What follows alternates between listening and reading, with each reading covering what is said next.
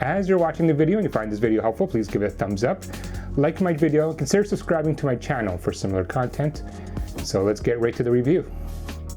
Welcome to The Wong Reviewer. My name is Will, where I do tech unboxing, tech reviews, and tech tutorials.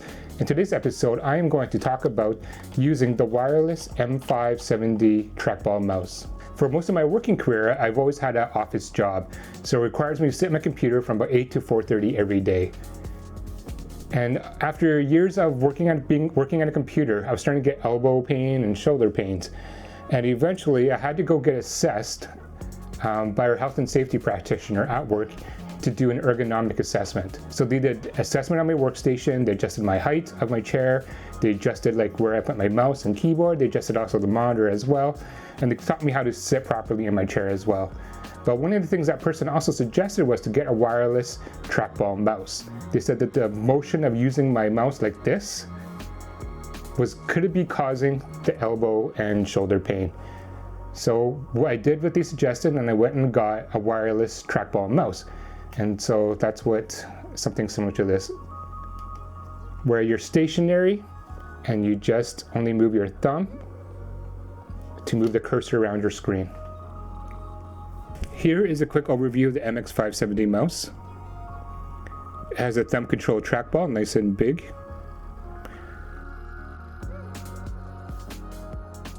It has backward and forward nav buttons,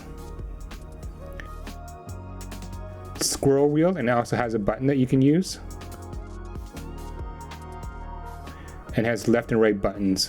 One of the things that this mouse is lacking is the software to actually assign macros to it or reassign the buttons. You're kind of stuck using the existing buttons that they have mapped out here on the mouse. So I consider that one of the disadvantages of using this trackball mouse. I've been using the Logitech M570 trackball mouse for over a year now. It's my daily driver at work. It's the only mouse I use at work from 8 to 4:30. I carry it with me from meetings to meetings as well. I take my trackball mouse with me when I travel for work. Sometimes at hotels, they have really small desks, enough space for a laptop, and then a little bit of space for your mouse. However, if you're like me, sometimes you need that full motion to move your cursor around the screen, and you don't have enough space. You're always constantly lifting up.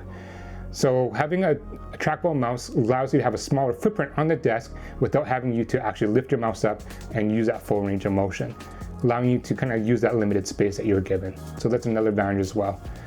Another advantage is you can use it on any type of surface, such as a carpet or on the bed, where you don't have that, where the optical mouse just doesn't read off the surface. That's another advantage. And for me personally, the advantage is I do find that my elbow and my shoulders feel much better during the day. They're not as fatigued if I was doing this all the time. Again, I'm not sure if it's the mouse itself or if it's because of my ergonomic assessment. I do like how the mouse fits in my hand, kind of cups over it, and the way I'm sitting works for me. So I do notice less strain on my hands. There's two cons that I can think of for using the trackball mouse. The first one is the trackball, if you're using it, can get dirty very quickly. Your skin cells, believe it or not, get transferred onto the ball and get moved into the sensor, sometimes blocking the sensor, and sometimes the accuracy of the trackball is not working correctly. So I'm going to show you now how to clean your ball, and I'll show you what I mean by all the skin cells jamming up your sensors. So as a warning, the footage you see next is kind of gross, so just be prepared. So to clean your mouse, we have to pop the trackball off. So I just take a pen, pop up the blue ball, and there's the trackball, very nice and shiny, very blue. Now here's the gross part that I warned you guys about. I'm just gonna focus in.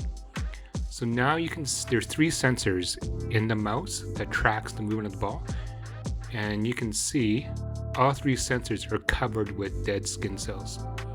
And what happens is it covers the sensors, and when the ball tracks over the sensor, sometimes it doesn't work. Here I am scraping the skin cells off, all 3 sensors. And I find I have to do this at least once a month. You can tell when you start using the trackball and the cursor's not moving where you want it to go, or it's not really efficient, then you know that it has to be cleaned. And here I am again, like scraping all the dent scales off the sensors. Remove it from all 3 sensors. I have to admit, this is kind of disgusting. I'm just using my hands here, but really it's your own dead skin cells. And now the sensors are free, and when you put the trackball back in, it should move smoother now. It's quite easy, you just pop it in, it clicks into place, and you're ready to go.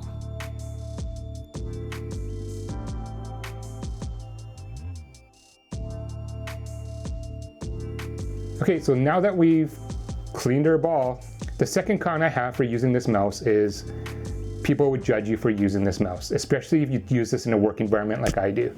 Believe it or not, every meeting I go to and someone new who meets me for the first time always questions why I'm using this trackball mouse, and then I just have to keep explaining it all the time. So that to me is a con, especially when they think I have some kind of disability. I've presented my pros and cons of using the trackball mouse. The preference is really up to you. I really recommend that you be able to try it out before you purchase one to make sure that it fits your work style and working habits. That's it from me. I hope you found this video helpful. Again, give it a thumbs up if you liked the video. Consider subscribing to my channel. And until next time.